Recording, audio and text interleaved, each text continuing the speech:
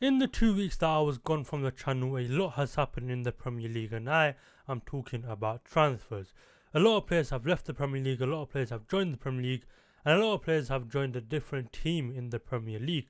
Now, that's what this video is going to be about. I have picked out 6 key players who I think will impact people's FPL teams the most. Now, obviously, there is way more than 6 players that I could have talked about, but this video could have literally gone on for hours. So I've narrowed it down to 6 players who I think will have an impact on people's FPL teams. But before I get into that, I just want to say, since uploading FPL, the support on the channel has been crazy. When I get to 1,000 subscribers, I'm going to be doing a giveaway for a kit of the winner's choice. So make sure you guys subscribe if you haven't already, and turn on the bell so you guys don't miss out on that video.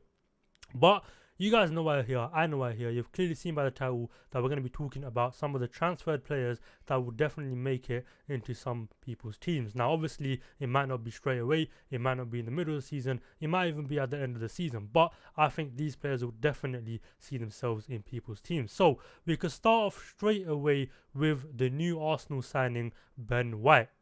Now, this was a bit of an iffy signing from not only Arsenal fans but from football fans all around the world because of his price tag. You know, he came in for £50 million for Brighton.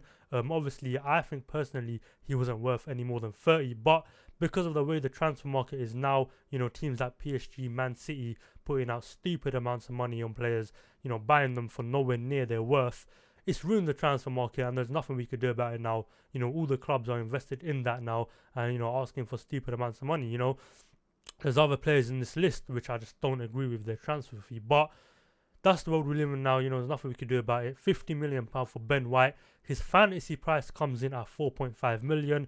You know, you can't really go wrong with that. That's why I think he will be a good addition to people's fantasies. And the question that was being asked was, would you prefer him in a Brighton shirt or an Arsenal shirt? Now that Brighton have lost Ben White and Tariq Lamptey is confirmed not going to be starting the season, they will struggle defensively at the back. You know, I mean, that's just my opinion. You know, all my videos are opinion based, but now without Ben White, probably their best centre back, you know, Lewis Dunk is there as well, but you know, how long does he actually have left as a player? And then Tariq Lamptey being injured, how well would they, how well would they do defensively? Ben White played 36 games last season, got 11 clean sheets. He knows what it means to be a first-team player. You know, being that young and having that much experience is a bonus. Obviously, Arsenal losing the experience of David Luiz now that he's gone. Saliba is gone out on loan, so we do lack in that centre-back department. Although defending wasn't really our problem last season, it was more scoring goals because obviously Aubameyang and Lacazette weren't getting the goals that we're used to seeing them get. That was more or less a problem. But we've strengthened in the centre-back department. Ben White, for me, will be a first-team player. And for 4.5 million, that's a great value as well. You know, he's already got a TSB percentage of 22%.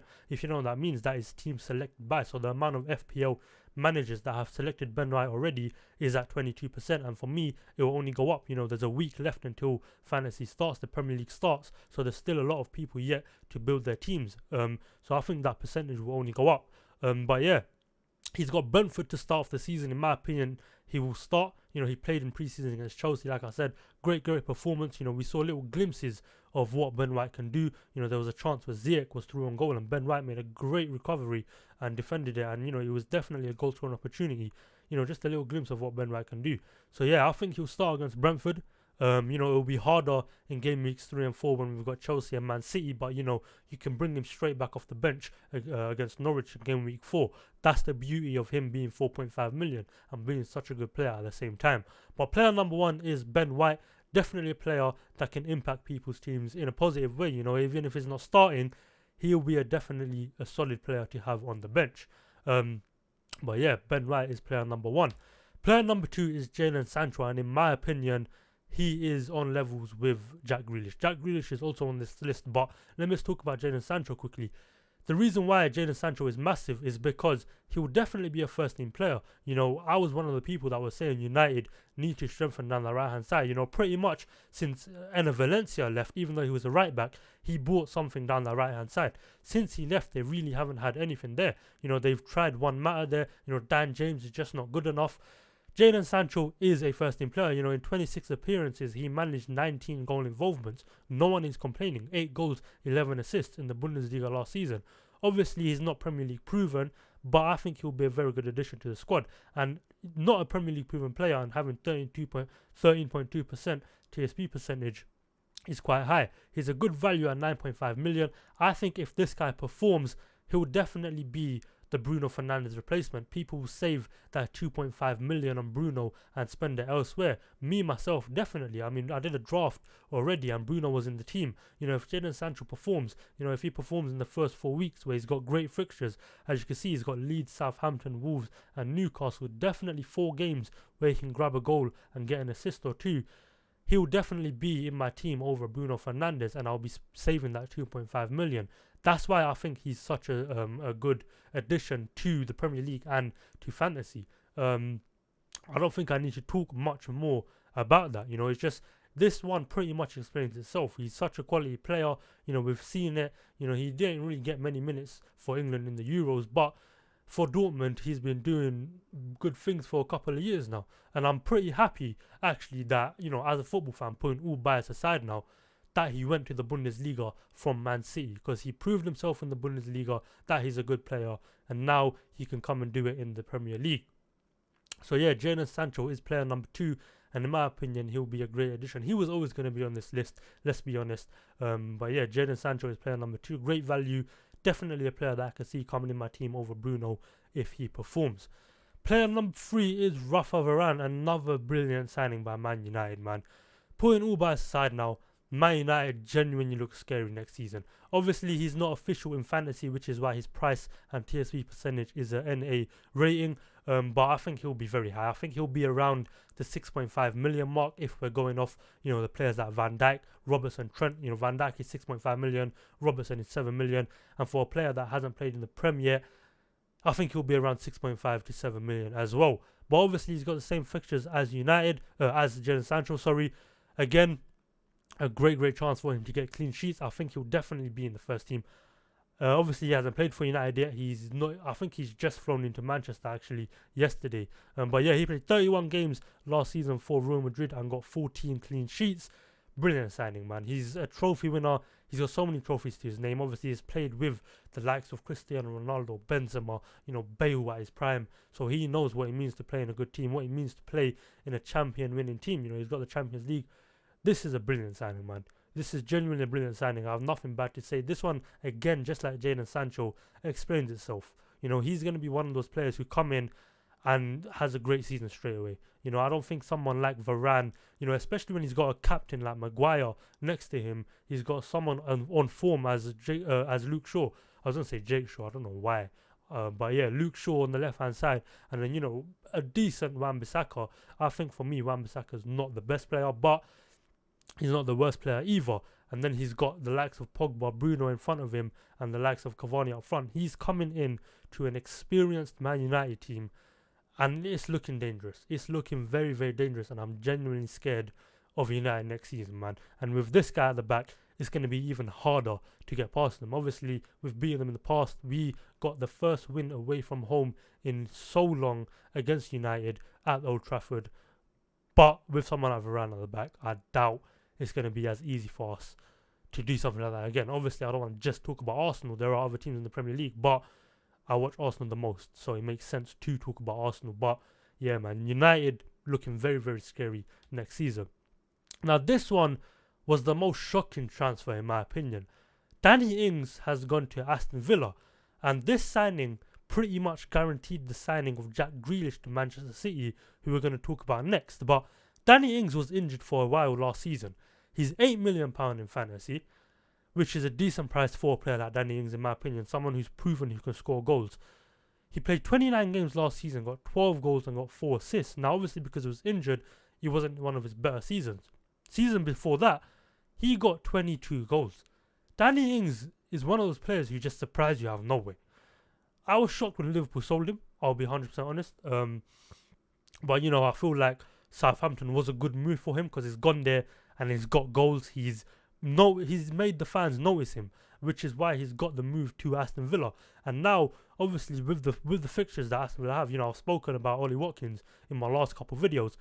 With the fixtures that he has and with the rotation with Ollie Watkins, obviously with the signing of Buendia as well, it's massive for Danny Ings. This is a massive move for Danny Ings. I think it has weakened Southampton. and strengthen Aston Villa. Aston Villa sold Grealish, but they've bought in the likes of Danny Ings and Buendia. In my opinion, that's great business. That's very good business, and you know he's a proven goal scorer. I think he will be massive for people's fantasy teams. I'll probably be bringing him in. You know, if he performs, you know, if he is used as much as I think is going to be used, I will definitely be bringing him into my team. But on the topic of Aston Villa and Grealish, he's another player that's on this list. You know, last season played 26 games, got 6 goals and assisted 10. Again, another player that was injured. But the question is, how many minutes will Jack Grealish get? Because Man City, we all know about their attack. They have so much rotation. You know, Jack Grealish is just one of the few players. You know, there's Bernardo Silva, Phil Foden, Mahrez, Sterling. We've seen Jesus play. You know, Rodri. You know, if Jack Grealish is playing in the number 8, they've got Gundogan there, Fernandinho. It's going to be so hard for Jack Grealish to get minutes. You know, he's not replacing Kevin De Bruyne. I mean, it will be great rotation. You know, there might be a couple games here and there where he does play instead of De Bruyne. But I think he'll get way less minutes. You know, with a TSB percentage of 31.2%, I think people are relying on him a lot to play a lot more than he will. If he does, then props to him. You know, Pep has said that he'll play him as an 8. I think it will be harder for him to get minutes than it was at Aston Villa. I don't know. He's just one of those players where you could have him, but if he doesn't play, you need to have someone on the bench. But yeah, staying on the topic of Aston Villa again, Emiliano Buendia. I think him and Danny Ings were 2 players that pretty much confirmed this move of Grealish. Buendia's coming at 6.5 million. He's got a TSP percentage of 13.5%. Obviously got the same fixtures as Danny Ings. He's played 39 games last season in the Championship, scored 15 and got 16 assists. That is a brilliant record. And I think this is the season, or last season was the season, where he really got himself noticed. He had a brilliant season. I think Arsenal were even linked with him. We were willing to pay like 40 million for him. I'm not sure how much Aston Villa ended up paying for him. But yeah, this is a great move again for Aston Villa. I think Aston Villa, if they don't get top 8, I'll be surprised, because they genuinely did very good business. Obviously, transferring them before, when they first came into the Prem, they spent like 130 million there. They have done good business. They've done great business, you know, with Ollie Watkins up front, El Ghazi, Traore on the right hand side, with Buendia giving them the balls to Danny Ings or Watkins, whoever plays. You know, they're looking at Todd Canwell as well. I'm not sure if Barkley has stayed. Aston Villa are definitely a team who are trying, and I think Buendia is a great signing. He's the last person on this list. Now, I just wanted to get everyone off the list quickly. Now, I think Aston Villa, they are definitely the team that's done the best business. You know, there's 3 players on this list who are involved with Aston Villa. United have 2 players, and then Arsenal have 1. Obviously, Arsenal have signed other players such as Lokonga, Nuno Tavares, but they're not really players who impact FPL. I don't think they'll get as much minutes as Ben White. Jadon Sancho and Raphael Varane, definitely 2 players who go straight into the United team, and definitely 2 players who get points on the board, in my opinion, man. Because with the solidity of the defense now, I don't know if Pogba's staying. We don't know about his situation. Recent news has said that he's rejected a contract from Manchester United. But, you know, with the signing of Varane, will that change his mind? You never know. But yeah, Danny Ings, again, the most shocking one on this list. Definitely didn't see this one coming. There was no news, there was no rumours, there were no bids before the transfer. It's just a transfer that happened out of nowhere and was on the news the next day. But yeah, great signing for Aston Villa in my opinion. Proven goal scorer, definitely someone who will thrive. Jack Grealish, like I said, we don't know about his minute situation, but he wanted to win the Champions League, he wants to win the league, and Man City is definitely a place where he can do that. And then Emiliano Buendia, the last player on the list, had a great season last season in the Championship, coming in at 6.5 million, great value. It's just about how Aston Villa shape up. Will they go with the 2 up front? Obviously, now that Grealish is gone, they brought in Danny Ings just before his move. So, you know, is that more to do with them going 2 up front? Even if they do go 2 up front, you know, they could play the 4-4-2. Emiliano Buendia could play on the left. We don't know. Literally anything could happen. But these are the 6 players who I think will have the best impact on FPL next season. These are definitely 6 players who have an 80% chance of seeing themselves in my team. I'll be doing a second draft before the season starts. There's 7 days left to go until the season starts. I'll probably be doing a second draft probably 3 or 2 days before, and then probably on the day, an hour before the first game, which is Arsenal, by the way, I'll be releasing my final team.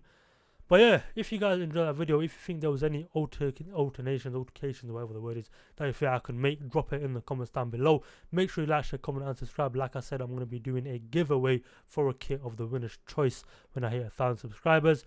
So make sure you guys turn on the bell so you don't miss out on that. And yeah, I'll see you guys on the next one, which is hopefully a podcast on our Premier League predictions. I'll be trying to get a few people on for that video. But yeah, make sure you guys like, share, comment, and subscribe.